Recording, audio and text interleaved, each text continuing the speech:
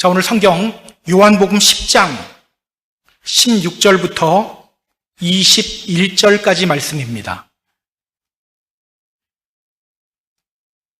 자, 요한복음 10장 16절부터 21절 우리가 찬 목소리로 읽습니다.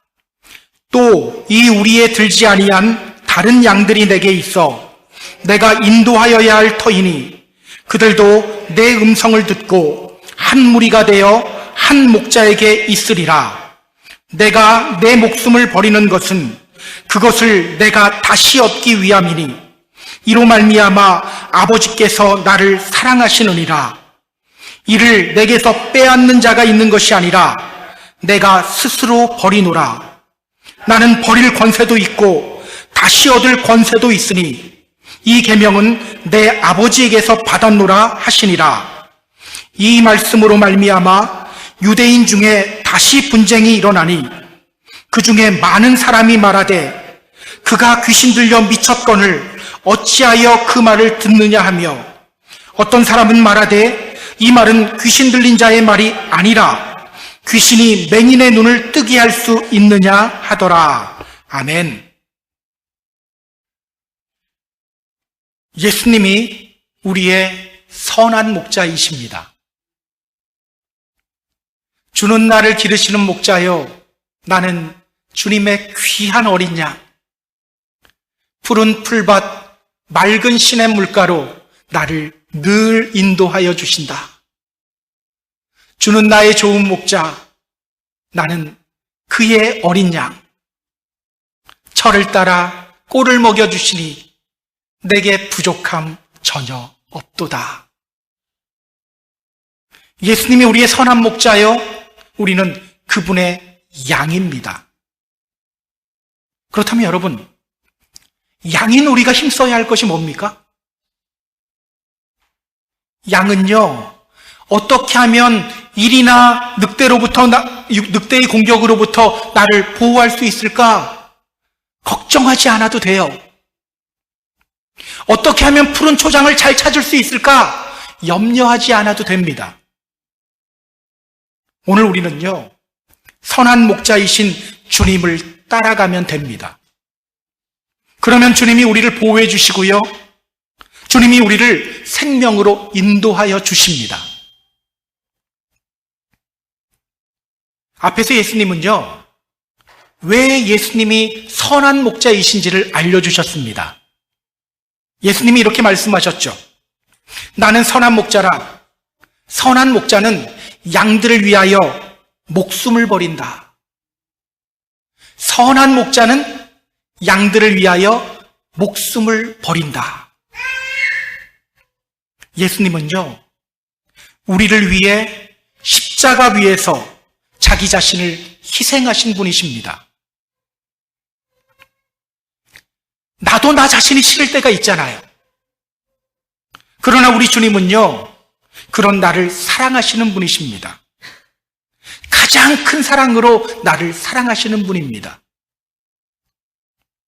또 예수님이 이렇게 말씀하셨죠. 나는 선한 목자라. 나는 내 양들을 안다. 나는 내 양들을 안다. 예수님은요, 우리를 잘 아시는 분이에요. 우리는요, 우리 자신을 잘 알고 있는 것 같지만 실제로는 잘 몰라요. 내 안에 어떤 상처가 있는지, 내 안에 어떤 거짓이 있는지 잘 몰라요. 자기가 거짓말을 하고도 그 거짓말을 철석같이 진실이라고 믿는 존재가 우리 인간이에요. 때로는 하나님 믿는 것이 아니라 하나님 믿는다는 내 생각, 그 생각을 철석같이 믿는 존재가 우리 인간이기도 합니다. 나는 괜찮아? 나는 강한 사람이야? 스스로 다독거리지만 사실은 내면에서 울고 있는 자기 자신을 보지 못하는 존재가 바로 우리 인간이에요. 그런데 우리 주님은요, 그런 우리를 아셔요. 그런 우리를 외면하지 않으십니다. 때문에 예수님이 선한 목자인 거예요. 때문에 우리는 주님께 나를 맡기고 주님 따라가야 하는 겁니다. 그것이 바로 주님을 아는 거죠. 그때 우리는 구원을 얻게 되고 생명을 얻습니다.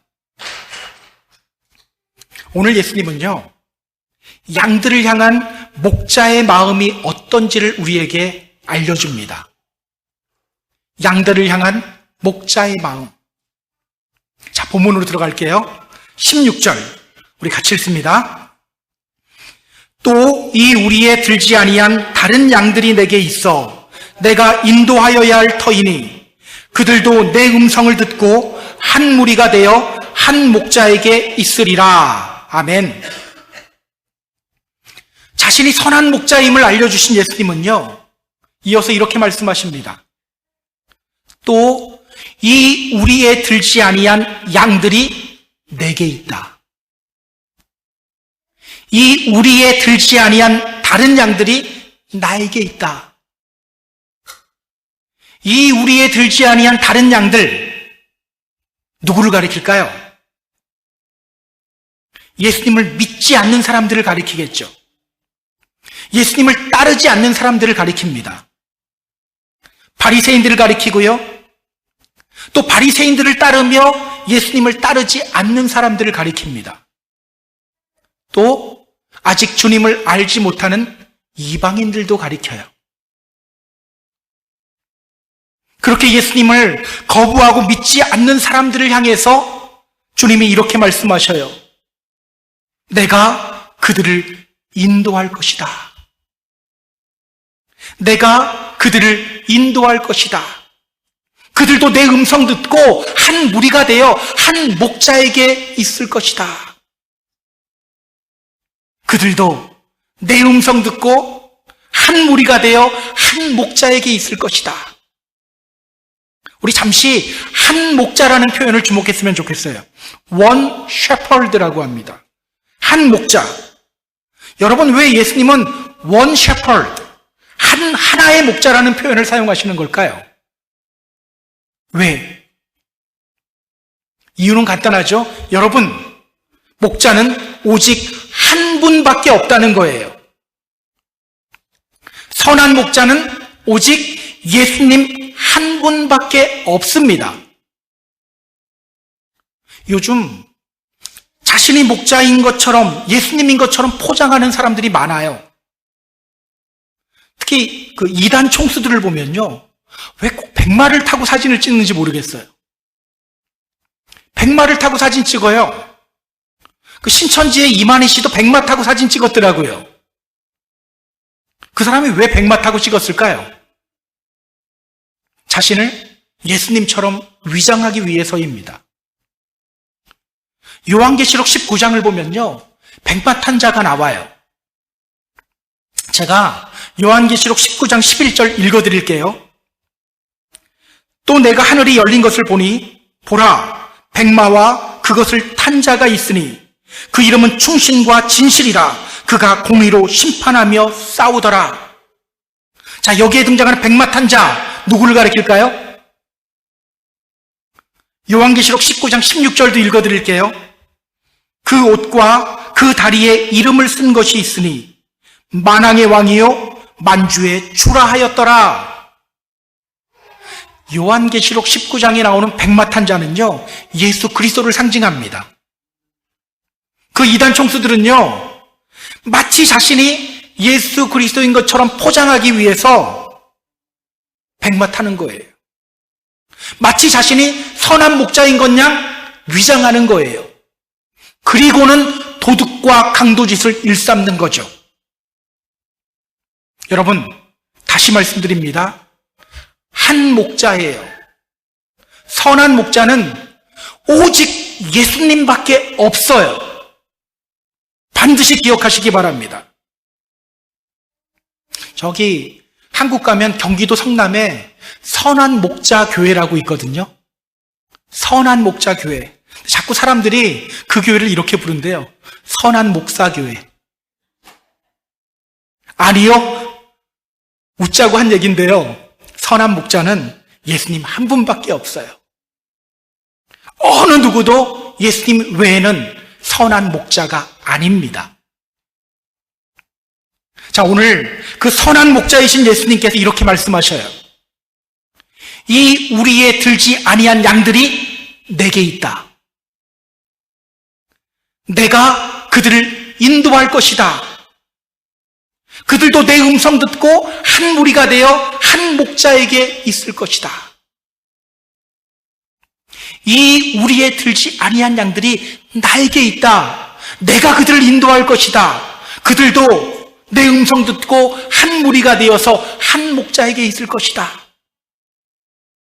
여러분, 이렇게 말씀하시는 예수님의 마음이 느껴지세요?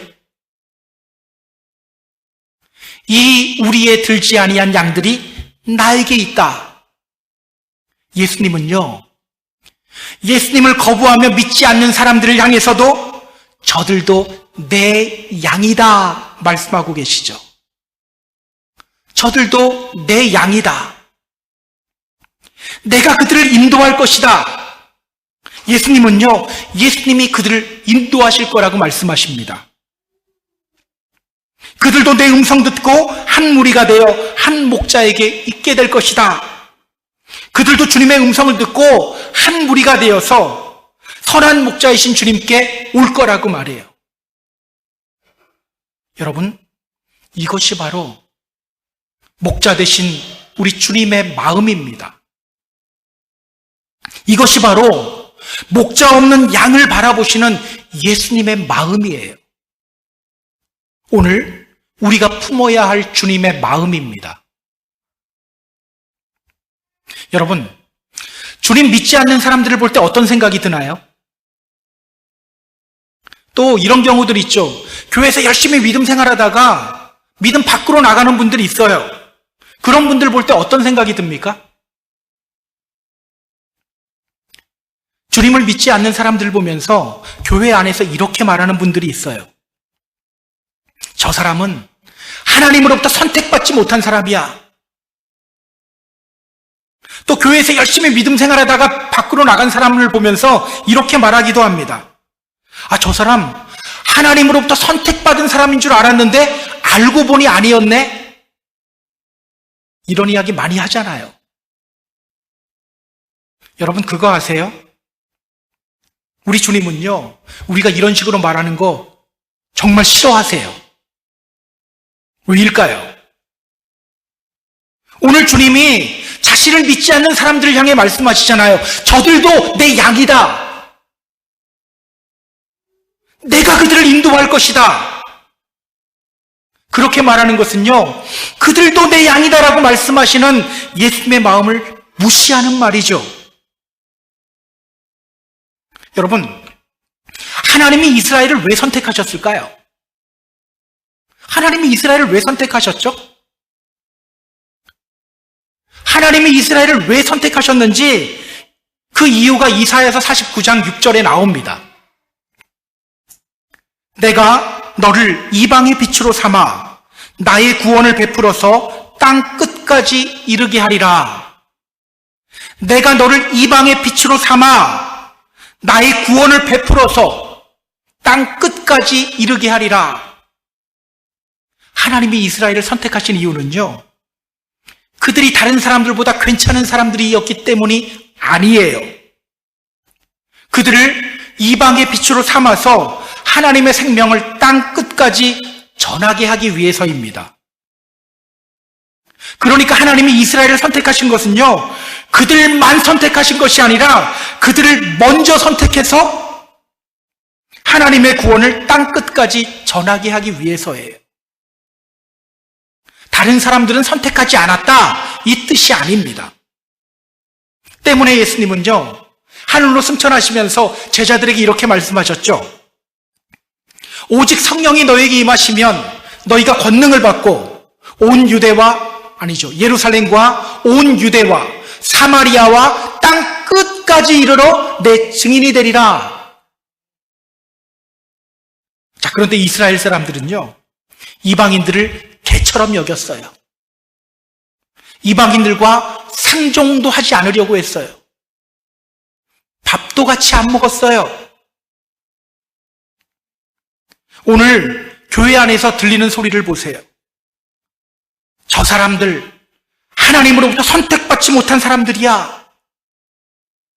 저 사람 하나님께 선택받은 사람인 줄 알았는데 알고 보니 아니었네? 잘못된 말이죠. 이방인들과 상종하지 않으려고 했던 이스라엘 사람들과 똑같은 모습인 거예요. 여러분, 예정론은요, 저 사람은 선택받은 사람이야, 또는 저 사람은 선택받지 못한 사람이야, 이렇게 말하면서 다른 사람들의 구원에 대해서 평가하고 판단하라고 우리에게 준 것이 아니에요. 예정론은요, 믿는 사람들끼리 서로 논쟁하기 위한 도구도 아닙니다. 사실 이 예정론 갖고 오랫동안 싸우고 있는 거 아시죠? 사실 좀 예민한 문제이기는 한데 그래도 해야 될 것 같아요. 저는 신학적인 이야기 잘 안 하려고 하는데 그래도 조금 가르쳐줘야 될 것 같아서, 장로교에서 말하는 예정론하고 감리교에서 말하는 예정론이 조금 달라요. 다른 거 모르셨죠? 조금 달라요. 칼빈의 신학적 기초 위에 세워진 장로교회는요, 하나님이 구원받을 사람을 미리 정하시고 미리 선택하셨다고 주장합니다. 웨슬리의 신학적 기초 위에서 세워진 감리교회는요, 하나님이 모든 사람을 다 선택하셨다고 말해요. 그리고 그 하나님의 선택에 인간은 회개하며 믿음으로 반응해야 한다고 말합니다. 그래서 자유의지를 말하는 거예요. 자, 그렇다면 여러분, 성경은 뭐라고 할까요? 성경은 누구 손 들어줄까요? 사실 성경은요, 두 가지 다 말해요. 믿음은 모든 사람의 것이 아니다, 이렇게 말하죠. 또 성경은 한편에서 이렇게 말해요. 하나님은 모든 사람이 구원을 받으며 진리를 아는 데 이르기를 원하신다. 두 개 다 이야기하죠. 여러분, 성경이 이렇게 두 가지를 다 우리에게 말하고 있다는 것, 이게 뭐를 의미합니까? 예정론은 저 사람 선택받은 사람일까? 하나님이 저 사람 구원하셨을까? 이렇게 다른 사람의 구원을 판단하기 위한 도구가 아니라는 것을 뜻해요. 또 예정론은요, 이게 맞다, 저게 맞다, 서로 논쟁하기 위한 도구가 아니라는 것을 뜻해요. 기억하세요. 예정론은요, 주님의 구원의 은혜에 감사라고 우리에게 준 거예요. 저같이 자격 없는 사람을 주님이 선택하여 주셨네요. 하나님이 죄인인 저를 선택하시고 은혜 베풀어 주셨네요. 주님 감사합니다. 주님 찬양합니다. 이렇게 주님의 구원의 은혜를 노래하고 감사라고 우리에게 주신 거예요. 그래서 여러분, 우리 신앙생활에서 중요한 게 뭐냐면요, 켈빈이 하나님이 되면 안 되고요, 켈빈의 교리가 성경이 되면 안 돼요. 웨슬리가 하나님이 되면 안 되고요, 웨슬리의 교리가 성경이 되면 안 돼요. 우리는 언제나 성경 위에서, 말씀 위에서 우리의 믿음이 서야 돼요. 우리는 자꾸 이 예정론을 가지고 다른 사람 구원을 판단하고 서로 논쟁하기 위한 도구로 삼거든요. 아닙니다. 주님, 저 선택하여 주셔서 감사합니다. 저 구원해 주셔서 감사합니다. 이 고백해야 돼요. 오늘 우리는요, 주님을 믿지 않는 사람들을 향한 예수님의 말씀, 이 말씀을 깊이 있게 묵상해야 합니다. 저들도 내 양이야. 내가 그들 인도할 거야. 그들도 내 음성 듣고 한 무리가 되어서 한 목자에게 오게 될 거야. 먼저 우리는요, 주님의 양으로, 주님의 우리에 들어가 있다는 이 사실을 감사해야 되고요, 동시에 우리 밖에 있는 양들을 향한 예수님의 마음도 품어야 합니다. 마태복음 9장을 보면요, 예수님이 무리를 보시고 불쌍히 여기셔요. 마태복음 9장 36절 이렇게 말합니다. 무리를 보시고 불쌍히 여기시니 이는 그들이 목자 없는 양과 같이 고생하며 기신함이라. 예수님은요, 목자 없는 양들을 보시며 불쌍히 여기셨습니다. 오늘 우리가 품어야 할 주님의 마음이에요. 여러분, 목자 없는 사람들, 목자 없이 살아가는 사람들이 편해 보이나요? 자기들 마음대로 사니까 얼마나 편해 보여? 그들은 겉으로는 편하다고 말해요. 그런데요, 실제로 그렇지 않아요. 그들의 영은 고생하며 기진하는 삶을 살아가요. 그런 그들을 불쌍히 여기는 마음이 우리에게 있어야 합니다. 교회를 핍박하는 사람들을 보면 상대하기도 싫어지죠. 정말 상대하기 싫어져요. 또 막 주님 믿는다고 하면서도 자기 마음대로 살아가고, 또 그러면서 믿음의 공동체를 힘들게 하는 사람들을 만나면 상대도 하기 싫어져요. 그런데 우리 주님은요, 그들을 향해서도 말씀하십니다. 그들도 내 양이다. 그들도 내 양이다. 저에게 집중하면 됩니다. 오늘 우리가 품어야 할 주님의 마음입니다. 여러분, 이러한 주님의 마음을 품으면 어떻게 될까요? 이 마음을 품으면 어떻게 될까요?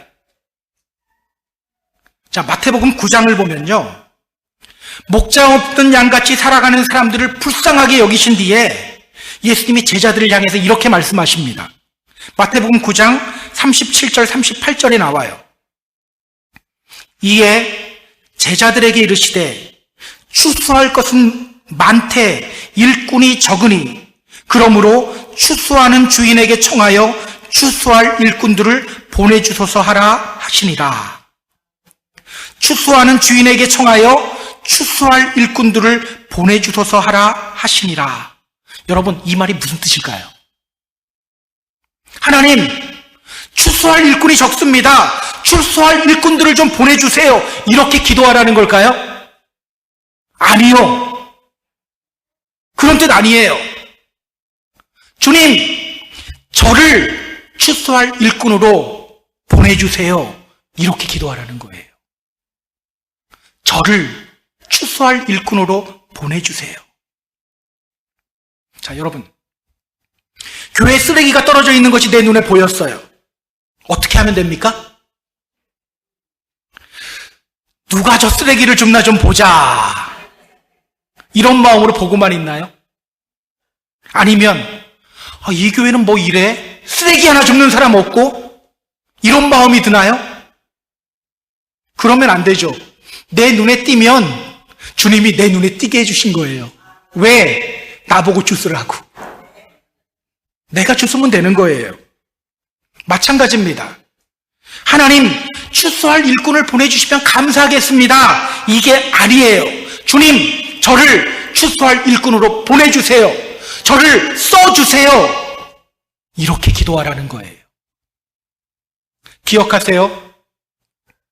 목자 없는 양같이 방황하는 사람들을 불쌍히 여기시는 우리 주님은요, 그들을 당신의 우리 안으로 넣기 위해서 먼저 선택받은 우리들을 사용하기를 원하셔요.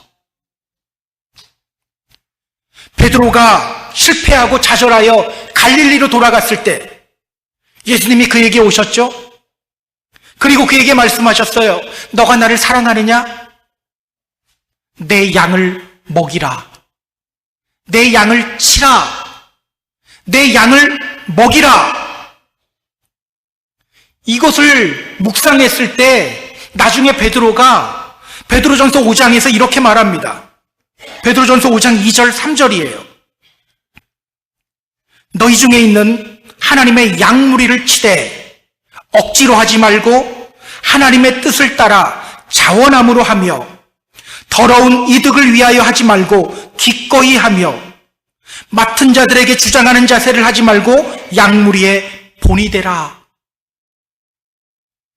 저는 오늘 예수님의 말씀, 이 우리에 들지 아니한 양들이 내게 또 있다. 내가 그들을 인도할 것이다. 그들도 내 음성 듣고 한 무리가 되어 한 목자에게 있을 것이다. 이 말씀이 우리에게도 큰 도전이 되었으면 좋겠어요. 목자 없는 양들을 불쌍히 여기시는 주님의 마음, 또 그들을 우리에게 보내시며 주님의 증인으로 살아가게 하려고 하는 그 주님의 마음을 깨닫고 실천하는 저와 여러분이 되었으면 좋겠습니다. 자, 이어서 성경을 볼게요. 17절입니다. 자, 17절 같이 읽습니다. 내가 내 목숨을 버리는 것은 그것을 내가 다시 얻기 위함이니 이로 말미암아 아버지께서 나를 사랑하시느니라. 자, 앞서 예수님이 이렇게 말씀하셨죠. 나는 선한 목자다. 선한 목자는 양들을 위하여 목숨을 버린다. 그리고 오늘 예수님이 이렇게 말씀하셔요. 내가 생명 버리는 것은 생명을 다시 얻기 위함이다. 내가 생명을 버리는 것은 생명을 다시 얻기 위함이다. 생명을 버리는 것, 무엇을 의미합니까? 예수님의 십자가 죽음을 의미하죠. 생명을 다시 얻는 것, 그러면 여러분 이건 뭘 의미할까요? 부활. 예. 지금 예수님은요, 십자가 죽음과 부활에 대해서 말씀하고 계시는 거예요. 이로 말미암아 아버지께서 나를 사랑하시느니라. 그 십자가를 통해 부활하는 것이 바로 아버지 하나님의 뜻이고 아들을 이 땅에 보내신 목적이라는 거예요. 여러분, 왜 하나님이신 예수님이 직접 십자가를 지시고 또 부활하셔야 했을까요? 십자가 고통스럽잖아요. 야, 너가 좀 져라. 저 같으면 시킬 것 같은데. 왜 하나님이신 예수님이 직접 십자가를 지시고 또 부활하셔야 했을까요? 로마서 4장 25절에 그 이유가 나옵니다. 성경 한번 찾아보죠. 로마서 4장 25절.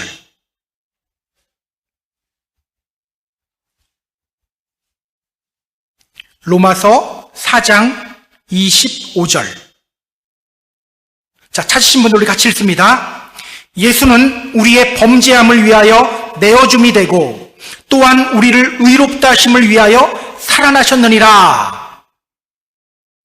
예수는 우리의 범죄함을 위하여 내어줌이 되고 또한 우리를 의롭다 하심을 위하여 살아나셨느니라.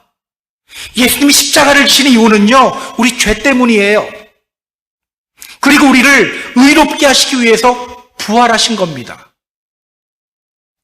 그런데 여러분, 이런 의문 들지 않나요? 전능하신 하나님이잖아요. 그냥 우리 죄 용서해 주시면 안 되나요? 그냥 우리 죄 용서해 주시면 되지 왜 우리 죄 때문에 예수님이 십자가에 달려 죽으십니까? 내가 너 죄 사하노라 되잖아요. 죄 없어지잖아요. 전능하신 하나님인데 그냥 우리 죄 용서해 주시면 돼요. 그런데 예수님은요, 십자가 지셨어요. 왜일까요? 왜? 우리 하나님은요, 공의로우신 하나님입니다. 있는 죄를 없던 걸로 해주지 않아요. 우리 하나님은요, 죄값을 반드시 치르게 하시는 분이세요. 그렇기 때문에 주님이 우리 대신 십자가를 지신 거예요. 우리를 너무 사랑하시기 때문에 주님이 대신 우리의 죄값을 치르신 거예요. 죄값은 반드시 치러야 되는데 우리를 너무 사랑해요. 주님이 대신 치르시는 거예요. 그리고 부활하심으로 말미암아 우리로 하여금 부활의 두 번째, 세 번째 열매가 되게 하신 겁니다. 여러분, 이것을 깨달았을 때 바울은 이렇게 고백합니다. 내가 그리스도와 함께 십자가에 못 박혔나니 그런즉 이제는 내가 사는 것이 아니요 오직 내 안에 그리스도께서 사시는 것이라. 이제 내가 육체 가운데 사는 것은 나를 사랑하사 나를 위하여 자기 자신을 버리신 하나님의 아들을 믿는 믿음 안에서 사는 것이다. 오늘 우리에게도요, 십자가를 바라볼 때 감동이 와야 돼요. 자, 그럼 우리 18절 볼게요. 18절 같이 읽습니다. 이를 내게서 빼앗는 자가 있는 것이 아니라 내가 스스로 버리노라. 나는 버릴 권세도 있고 다시 얻을 권세도 있으니 이 계명은 내 아버지에게서 받았노라 하시니라. 자, 예수님이 십자가 죽음에 대해서 말씀하신 뒤에 이렇게 말씀하셔요. 이를 내게서 빼앗는 자가 있는 것이 아니다. 내가 스스로 버린다. 주님의 십자가 죽음이 누구 때문이 아니라 주님이 스스로 선택하시고 이루시는 거라고 말씀하셔요. 그래서 이어서 이렇게 말씀하시죠. 나는 버릴 권세도 있고 다시 얻을 권세도 있다. 십자가 죽음도 주님의 권세라고 말합니다. 부활도 주님의 권세라고 말해요. 누구에게 받은 권세입니까? 이 계명은 내 아버지에게서 받았노라. 아버지 하나님께로부터 받은 파워, 권세예요. 자, 그렇다면 여러분, 여기서 우리가 또 생각해 봐야 할 것이 있어요. 누가 예수님을 십자가에 달려 죽게 했죠? 우리 사도신경 암송하면서 이렇게 말하잖아요. 본디오 빌라도에게 고난을 받으사 십자가에 못 박혀 죽으시고, 예수님이 당시 로마 총독인 빌라도에 의해 죽임당했다라고 말해요. 또 사도행전을 보면요, 오순절날 성령 충만함을 받은 베드로가 사람들에게 설교하면서 이렇게 말합니다. 너희가 십자가에 못 박힌 이 예수를 하나님이 주와 그리스도가 되게 하셨다. 너희가 십자가에 예수를 못 박았다라고 말해요. 유대인들이 예수님 십자가에 못 박았다고 말합니다. 여러분, 정말 예수님은 사람들에 의해 죽임당한 걸까요? 표면적으로는 그렇죠. 실제로는 그렇지 않은 거예요. 예수님이 선택하시고 예수님이 스스로 이루신 겁니다. 성경을 좀 찾아보죠. 요한복음 18장 6절 확인해 보세요. 요한복음 18장 6절. 예수께서 그들에게 내가 금이라 하실 때 그들이 물러가서 땅에 엎드러지는지라. 예수님이 잡히실 때 놀라운 일이 일어나요. 예수 봤어? 내가 바로 예수요. 이 예수님의 말씀 듣고 사람들이, 예수님 잡으러 온 사람들이 뒤로 물러가서 엎드러져요. 여러분, 예수님이 잡힌 겁니까? 잡혀준 겁니까? 잡혀준 거죠. 요한복음 19장 11절도 확인해 보세요. 요한복음 19장 11절. 빌라도 앞에서 예수님이 말씀하십니다. 위에서 주지 않았더라면 나를 해할 권한이 없다. 아버지 하나님께서 예수님을 해할 권한을 주지 않았다면 예수님을 해하지 못한다라고 말씀하시죠. 그래서 여러분, 지금 종교 지도자들이 예수님 죽이려고 계속 노력하고 있지만 아직 죽일 수 없는 거예요. 왜? 아직 주님의 때가 이르지 않았고 주님이 허락하지 않으셨기 때문이에요. 우리 요한복음 19장 30절도 확인해 볼까요? 예수님이 숨을 거두시는 장면입니다. 자, 성경은 이렇게 말합니다. 예수께서 신포도주를 받으신 후에 이르시되 다 이루었다 하시고 머리를 숙이니 영혼이 떠나가시니라. 머리를 숙이니 영혼이 떠나가시니라. 성경은요, 예수님이 머리를 숙였을 때 사실은 여기 영혼이 아닙니다. 영입니다. 예수님의 영이 떠나갔다고 말해요. 이상하죠?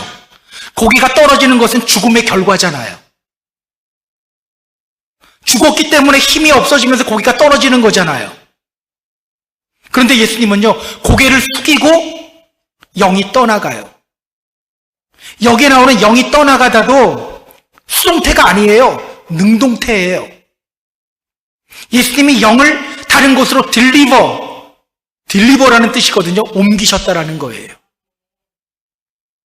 이렇게 성경은요, 예수님이 사람들에 의해 죽임당한 것이 아니라 예수님이 사망 권세에게 자기 자신을 내어 주었다라고 말하고 있습니다.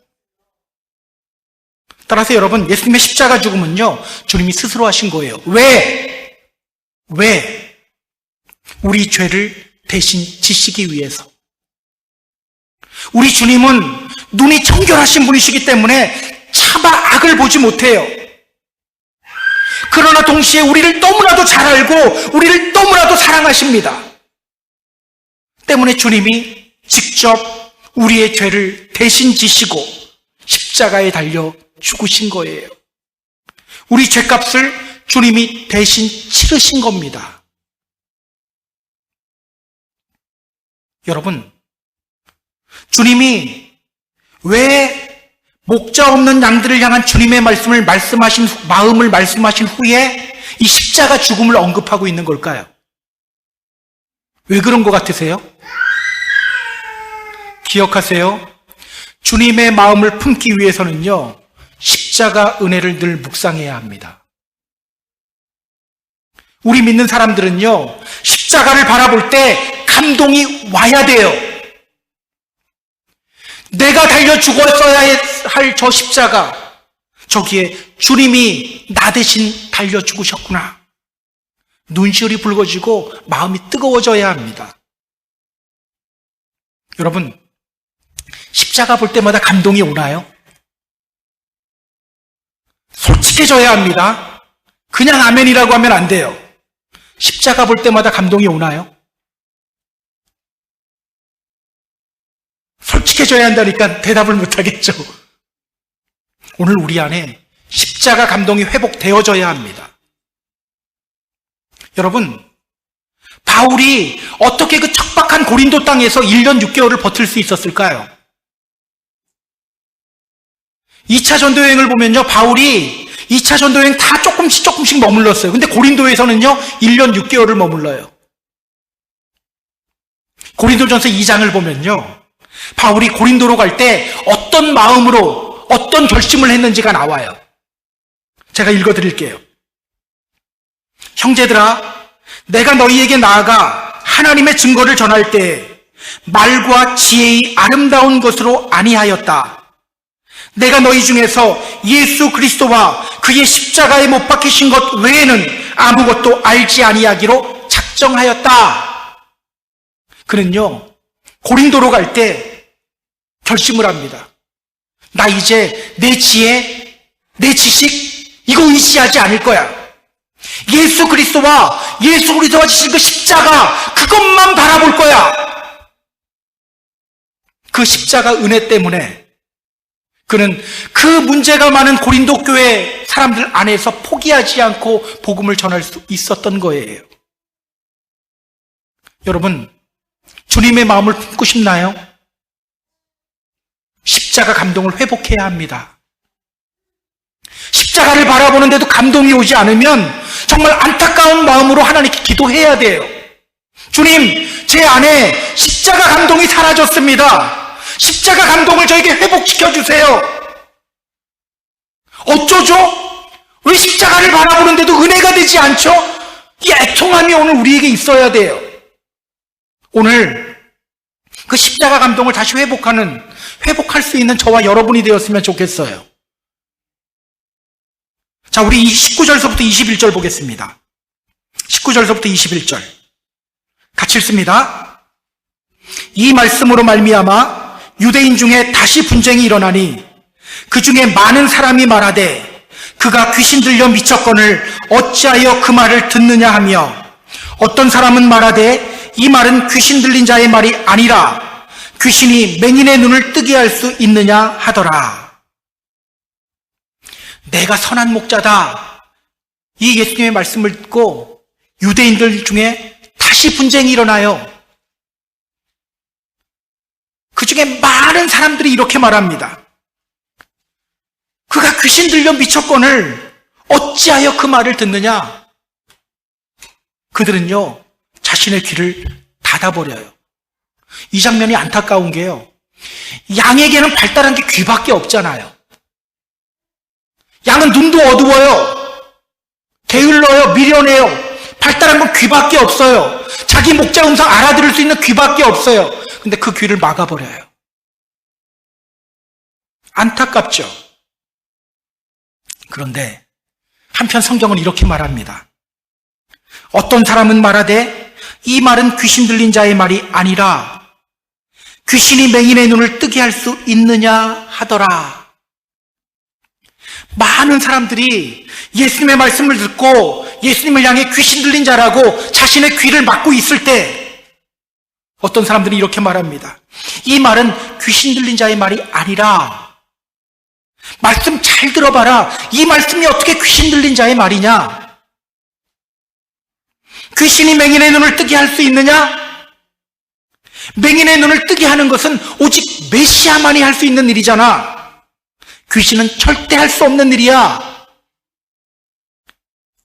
감사하게도요, 그들 중 몇 사람은요, 귀가 열어지고 있어요. 오늘 우리들에게도 이 역사가 일어나야 돼요. 말씀을 이제 정리할 겁니다. 사랑하는 펜사콜라 한인교회 성도 여러분, 오늘 이렇게 귀가 열리는 역사가 우리 가운데서 일어나게 되기를 주님의 이름으로 소망합니다. 내가 선한 목자다라고 외치시는 예수님의 그 외침에 우리의 귀가 열리게 되기를 바랍니다. 이 우리의 들지 아니한 양들이 내게 또 있다. 내가 그들 인도할 것이다. 그들도 내 음성 듣고 한 무리가 되어서 한 목자에게 있을 것이다. 이렇게 외치시는 예수님의 말씀에 우리의 귀가 열리게 되기를 바랍니다. 이러한 주님의 마음 깨닫고 주님의 마음을 품으시는 저와 여러분이 되었으면 좋겠어요. 여러분, 그러기 위해서는요, 그래, 주님의 마음 품자, 이걸로 안 돼요. 십자가가 오늘 우리에게 은혜로 다가와야 됩니다. 십자가 은혜를 다시 회복하고 또 잃어버린 양들을 향한 주님의 마음을 품고 주님의 기쁨이 되고 또 주님의 훌륭한 일꾼이 되는 저와 여러분이 되기를 주님의 이름으로 축복합니다. 축복합니다.